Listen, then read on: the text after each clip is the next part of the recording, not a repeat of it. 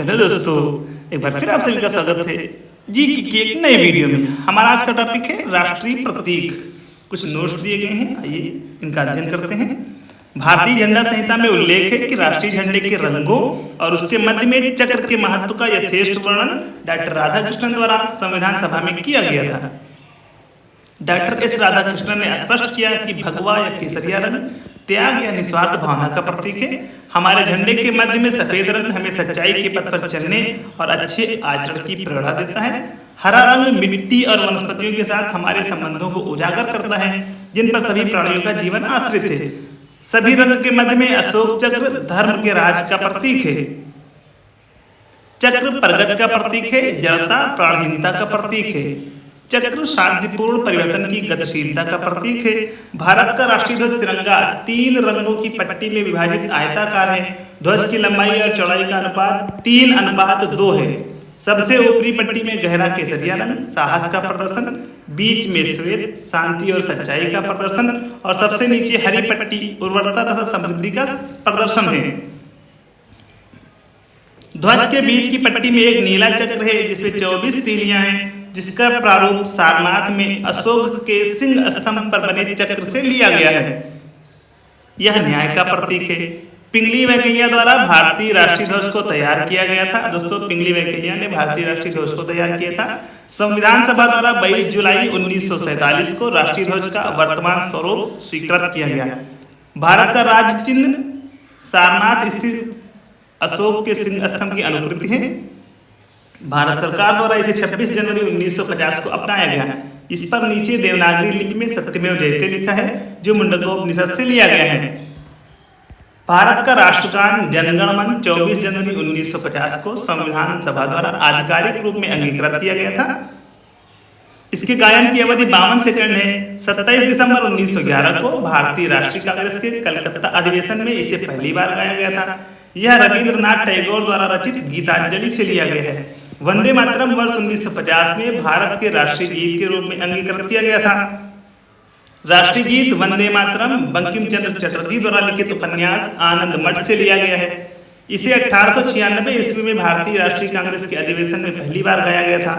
भारत का राष्ट्रीय कैलेंडर सत संवत पर आधारित 22 मार्च 1957 को अपनाया गया। चैत्र माह से इसकी शुरुआत होती है और अंतिम माह फाल्गुन होता है। इसे ग्रेगोरियन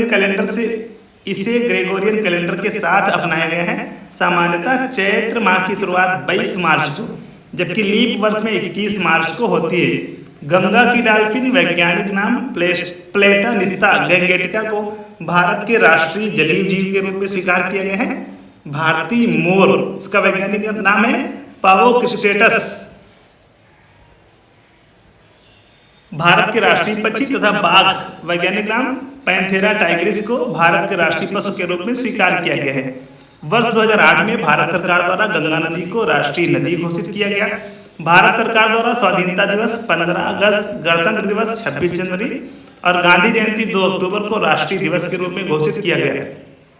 ध्यातव्य है कि कमल को राष्ट्रीय पुष्प, आम को राष्ट्रीय फल तथा बरगद को राष्ट्रीय वृक्ष के रूप में मान्यता प्राप्त है। केंद्र सरकार द्वारा राज्यसभा में दिए गए उत्तर के अनुसार इस संदर्भ में हालांकि कोई अधिसूचना जारी नहीं की गई है। अब कुछ प्रश्न दिए गए हैं, आइए इनका अध्ययन करते हैं। किस वर्ष में जनगण मन को भारत के राष्ट्रगान के रूप में अपनाया गया था? 1950 में। Option C is the right answer. संविधान सभा ने 24 जनवरी 1950 को जनगण मन को राष्ट्रगान के रूप में अपनाया। संपूर्ण राष्ट्रगान को गाने का समय लगभग 52 सेकंड है। संपूर्ण राष्ट्रगान का वादन काल है 52 second. Option C is the right answer.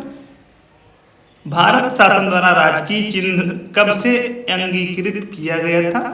26 जनवरी 1950 को। एमपीपीसी प्री 1999 का सवाल है। भारत शासन द्वारा राजकीय चिन्ह को 26 जनवरी 1950 को अंगीकृत किया गया। यह सारनाथ वाराणसी स्थित अशोक के सिंह स्तंभ के शीर्ष की अनुकृति है। भारत के संविधान सभा ने राष्ट्रीय ध्वज को सर्वप्रथम कब स्वीकार किया था? 22 जुलाई 1997। Option A is the right answer. Bharat की संविधान सभा ने अपने चौथे अधिवेशन 14 जुलाई 1947 से 31 जुलाई 1947 तक में 22 जुलाई 1947 को भारत का राष्ट्रीय ध्वज स्वीकार किया। राष्ट्रीय ध्वज के बीच चक्र में 24 तीलियां हैं तथा राष्ट्रीय ध्वज की लंबाई चौड़ाई का अनुपात 3:2 है। निम्नलिखित कथनों पर विचार कीजिए। पहला कथन है, भारत की संविधान सभा ने राष्ट्रीय ध्वज का प्रारूप 22 जुलाई 1947 को अपनाया। दूसरा है, राष्ट्रीय ध्वज के बीच चक्र में 31 तीलियां हैं। तीसरा कथन है, राष्ट्रीय ध्वज की लंबाई चौड़ाई का अनुपात 3:2 है। कह रहा है कि ऊपर में से कौन सा कथन सही है, तो सही जवाब होगा केवल एक, option B is the right answer. Bharat की संविधान सभा ने राष्ट्रीय ध्वज का प्रारूप 22 जुलाई 1947 को अपनाया था, ये सही है। भारत की संविधान सभा ने निम्नलिखित में से किस तिथि को राष्ट्रीय ध्वज अपनाया था? 22 जुलाई 1947 को राष्ट्रीय ध्वज अपनाया गया था।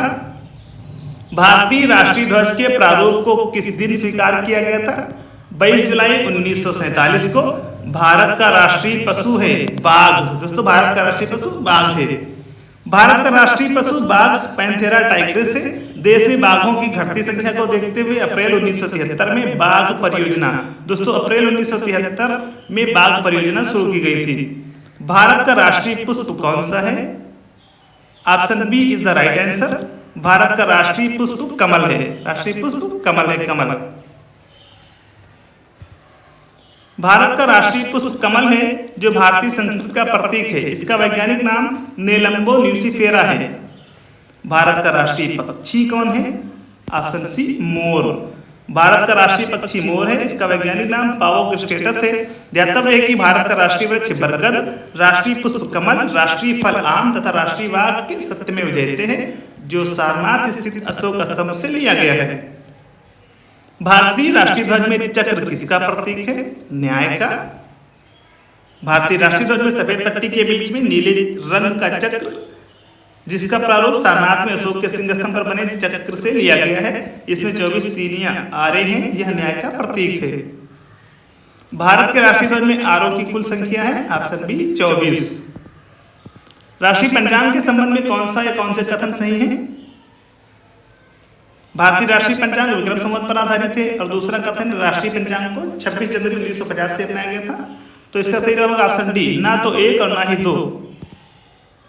ग्रेगोरियन कैलेंडर के साथ साथ देश भर के लिए शक संवत पर आधारित राष्ट्रीय पंचांग, इसका पहला महीना चैत्र है और सामान्य वर्ष 365 दिन का होता है। 22 मार्च 1957 को अपनाया गया था। चैत्र का पहला दिन सामान्यतः 22 मार्च को और अधिवर्ष में 21 मार्च को पड़ता है।